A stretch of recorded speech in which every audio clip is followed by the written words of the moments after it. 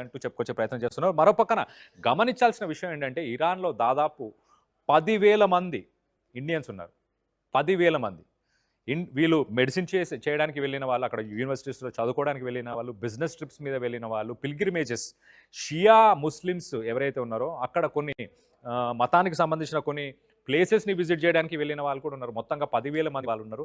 ఆ 10,000 మంది అలాగే గల్ఫ్ ఆఫ్ పర్షియాలో ఎవరైతే షిప్స్‌లో ఇండియన్స్ ఉన్నారో, ఇండియాకి సంబంధించిన షిప్స్ అయి ఉండొచ్చు, ఇండియన్ లేకపోతే ఇతర దేశాలకు సంబంధించిన షిప్స్‌లో పనిచేసే ఇండియన్స్ కావచ్చు. వాళ్ళందరూ కూడా వాళ్ళందరిని ఉద్దేశించి నెక్స్ట్ పాయింట్ మనం చూస్తే seafarers on board vessels shall remain on board and avoid any unnecessary travel ashore. అంటే ఎవరైతే షిప్పుల్లో ఆన్ బోర్డ్ అంటే షిప్పుల్లో ఎవరైతే ఆల్రెడీ ఉన్నారో వాళ్ళు అదే షిప్పుల్లో అలానే కంటిన్యూ అవ్వాలి. వాళ్ళు పొరపాటున కూడా ఇటు ఆ షిప్ నుంచి పోర్ట్కి కానీ భూభాగం ల్యాండ్ పైకి కానీ వెళ్ళే ప్రయత్నాలు చేయకండి. అంటే షిప్స్లో ఉండడమే సేఫ్ అంటున్నారు. అంటే ల్యాండ్ అటాక్స్ ఎక్కువ జరిగే అవకాశం ఉంది, మిసైల్స్ స్ట్రైక్స్ ఎక్కువ జరిగే అవకాశం ఉన్నట్టు ఈ పాయింట్లు మనం అర్థం చేసుకోవచ్చు. నెక్స్ట్ మనం చూస్తే all seafarers are advised to remain extremely cautious and always maintain heightened vigilance in view of the prevailing security situation in the region. So ఎవరైతే మర్చెంట్ నేవీకి సంబంధించిన వాళ్ళు ఈ షిప్స్లో ట్రావెల్ చేసి వెళ్ళిన వాళ్ళు వ్యక్తులు ఎవరైతే ఉన్నారో వాళ్ళందరూ కూడా ఎప్పటికప్పుడు మీరు చాలా విజిలెంట్గా, అంటే మీరు పరిసర ప్రాంతాల్లో ఏం జరుగుతుంది, ఎలాంటి యాక్టివిటీస్ ఉన్నాయి, మిసైల్ స్ట్రైక్స్ ఏమైనా అవుతున్నాయా, మిలిటరీ యాక్టివిటీస్ ఏమైనా ఉన్నాయా, వాటన్నిటిని గమనించండి, జాగ్రత్తగా ఉండండి అంటూ ఈ థర్డ్ పాయింట్లో చెప్పే ప్రయత్నం చేస్తారు. మరొక ఫోర్త్ పాయింట్ మనం చూస్తే seafarers are advise to remain calm, closely follow official updates issued by the Embassy of India in Tehran and stay in continuous contact with the company representatives. అంటే ఎవరైతే కంపెనీస్లో వర్క్ చేయడానికి వెళ్ళారో ఎంప్లాయీస్ లాగా వాళ్ళందరూ కూడా మీరు చాలా కామ్గా, క్లోజ్గా ఇటు గవర్నమెంట్ ఇండియన్ ఎంబసీకి సంబంధించి కావచ్చు, ఇరాన్కి సంబంధించిన గవర్నమెంట్ అప్డేట్స్ ఏవైతే వస్తుంటాయో, అంటే మిసైల్స్ వస్తున్నాయి అన్నప్పుడు రేట్స్ ఇటు సైరన్స్ వస్తుంటాయి, ఆ సైరన్స్ కానీ లేకపోతే ఎంబసీ నుంచి మీకు మీ పర్సనల్ ఫోన్స్కి వాట్సాప్ ద్వారా, మెయిల్ ద్వారా, లేకపోతే ఒక నార్మల్ టెక్స్ట్ ద్వారా కూడా మెసేజెస్ రావచ్చు.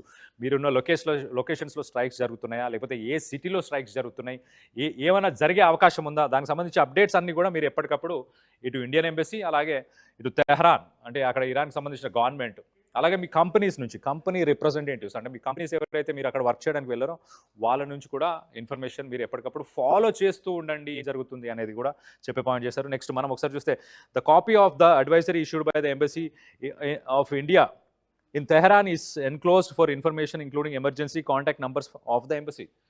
సో ఈ ఇన్ఫర్మేషన్ని ఎన్క్లోజ్ చేశారు కొన్ని ఎన్విలోప్స్లో, అలాగే మెయిల్స్లో పంపించే ప్రయత్నం చేస్తారు. దీంట్లో contacts, emergency contact numbers, Indian ఎంబసీకి సంబంధించిన contact numbers, WhatsApp details, mail ids, ఇలాంటి అన్ని డీటెయిల్స్ కూడా ఉన్నాయి. అవి కూడా ఒకసారి చూసే ప్రయత్నం. ఫర్దర్ 24/7 కాంటాక్ట్ డీటెయిల్స్ అంటే మీరు 24 గంటల్లో ఎప్పుడైనా కూడా ఇటు DG shipping control room or reproduced below for immediate assistance.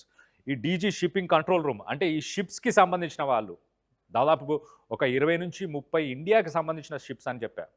ఆ ఇండియాకి సంబంధించిన 20 నుంచి 30 షిప్పుల్లో 2,000 మంది, సుమారు 2,000 మంది మర్చెంట్ నేవీ ఉంటారు. ఆ 2,000 మంది కూడా వాళ్ళ షిప్ మీద అటాక్స్ అయినా లేకపోతే వాళ్ళ దగ్గర సాధారణంగా ఈ షిప్స్లో ట్రావెల్ చేసేవాళ్ళు ప్రపంచ దేశాల్లో ఆయిల్ కావచ్చు, లేకపోతే ఆయిల్తో పాటు ఎలాంటి సరుకులు తీసుకెళ్ళినా వాళ్ళ దగ్గర ఆ షిప్లో వాళ్ళు ఉండడానికి, బ్రతకడానికి 60 నుంచి 70 రోజులకు సరిపడా సామాగ్రి మాత్రం తీసుకెళ్తారు. అంటే ఉప్పు, పప్పులు కావచ్చు, ఆయిల్స్ కావచ్చు, వాళ్ళు ప్రాసెస్డ్ ఫుడ్ కావచ్చు, ఇలాంటివన్నీ కూడా ఒక 60 నుంచి 75 డేస్ మ్యాక్సిమం. ఆల్రెడీ 40 రోజులు జరిగినాయి యుద్ధం, ఇంకొక 20 రోజులు జరిగితే వీళ్ళ దగ్గర తినడానికి తిండి కూడా లేని అవకాశం ఉంటుంది. ఇంకో 20 డేస్లో అలాంటి పరిస్థితులు రాబోతున్నాయి. సో మొత్తం మీద వాళ్ళకి ఎలాంటి ఎమర్జెన్సీ ఉన్నా కనుక అంటే వాళ్ళకు ఫుడ్ కానీ లేకపోతే వాళ్ళ మీద అటాక్స్ జరిగినా కూడా డీజీ షిప్పింగ్ కంట్రోల్ రూమ్ అంటే ఒక కంట్రోల్ రూమ్ని సెటప్ చేశారు 24 గంటల పాటు సపోర్ట్ చేయడానికి, 24 అవర్స్. ఇటు ఇరాన్ గల్ఫ్ ఆఫ్ పర్షియాలో ఇండియన్స్ ఎవరైతే సీఫేరర్స్ మర్చెంట్ నేవీ ఎవరైతే ఉన్నారో వారందరూ ఈ నెంబర్స్ని కాంటాక్ట్ చేయొచ్చు. ఈమెయిల్ ఒకసారి మనం చూస్తే కనుక డీజీఎస్కి సంబంధించి సీఫేరర్స్ support.dgs@gout.in. అలాగే వాట్సాప్ కాంటాక్ట్స్ ఒకసారి మనం చూస్తే మొబైల్ నంబర్ 9004048406. దీనికి డైరెక్ట్గా వాట్సాప్ చేయొచ్చు. అక్కడ సిచ్యువేషన్స్ మీకు ఎప్పుడైనా క్రిటికల్, మన ఇండియన్స్ ఎవరైతే ఉన్నారో క్రిటికల్ అనిపించినా, ఇటు ఇరాన్లో ఉన్న వ్యక్తులు కూడా నాకు తెలిసి వాళ్ళు కూడా ఇటు కమాండ్ సెంటర్స్ ఉన్నాయి, వాళ్ళకు కూడా డీజీ కమ్యూనికేషన్ సెంటర్, సో వీళ్ళని కన్సల్ట్ చేయొచ్చు. అలాగే ఇండియన్ గవర్నమెంట్ ఈ లెటర్ ఎవరు ఇష్యూ చేశారు? Captain PC Meena, deputy director general of shipping. So ఇది డిప్యూటీ షిప్పింగ్ ఇండస్ట్రీకి సంబంధించి మినిస్ట్రీ ఆఫ్ షిప్పింగ్ అని చెప్పొచ్చు, వాళ్ళు ఇచ్చిన లెటర్. దాంతోపాటు మరొక లెటర్ కూడా ఉంది.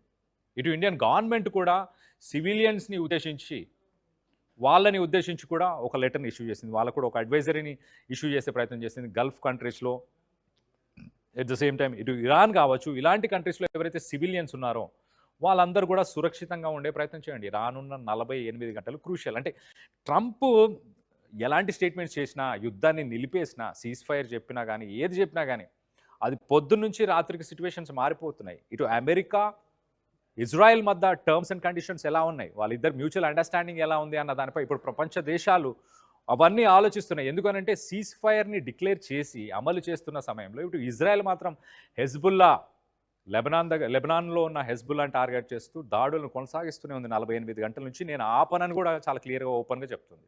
మరో పక్కన ఇరాన్ ఏమంటుంది, హెజ్బుల్లా లెబనాన్ పైన దాడులు ఆపకపోతే నేను స్ట్రైట్ ఆఫ్ హార్మజ్ క్లోజ్ చేసేసాను. ఇప్పుడు నెక్స్ట్ నేను అమెరికాకు సంబంధించిన గల్ఫ్ దేశాలు ఏవైతే ఆస్తులు ఉన్నాయో ఆస్తులన్నింటినీ అటాక్ చేస్తాను. ఆ ఆస్తులతో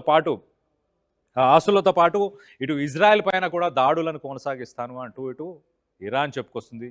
సో 48 గంటలు మాత్రం చాలా క్రూషియల్ అన్నట్టు అర్థమవుతుంది.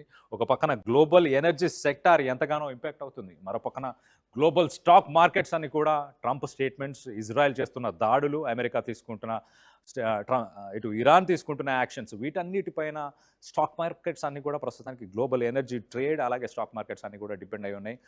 మరి ఈ 2026 ఇలానే గనక ఇంకొక 2-3 నెలలు కొనసాగితే ఆర్థిక సంక్షోభం ఎంతగా ప్రపంచ దేశాలను ప్రభావితం చేస్తుంది అని అంటే రానున్న 2-3 సంవత్సరాల పాటు కూడా మనం ఆర్థిక సంక్షోభంలో ఉండే అవకాశం ఉంది. సో దానికి సంబంధించిన విజువల్స్ని మనం చూస్తున్న గడిచిన 48 గంటల్లో ఎంతగా ఇటు ఇజ్రాయెల్ లెబనాన్లోని సివిలియన్స్ ఉన్న ఒక రెసిడెన్షియల్ బిల్డింగ్స్ని ఎంతగా టార్గెట్ చేస్తుందో దాదాపు 300 మంది చనిపోయారంటే అర్థం చేసుకోవచ్చు. దీనికి సంబంధించి మీరేమనుకుంటున్నారు?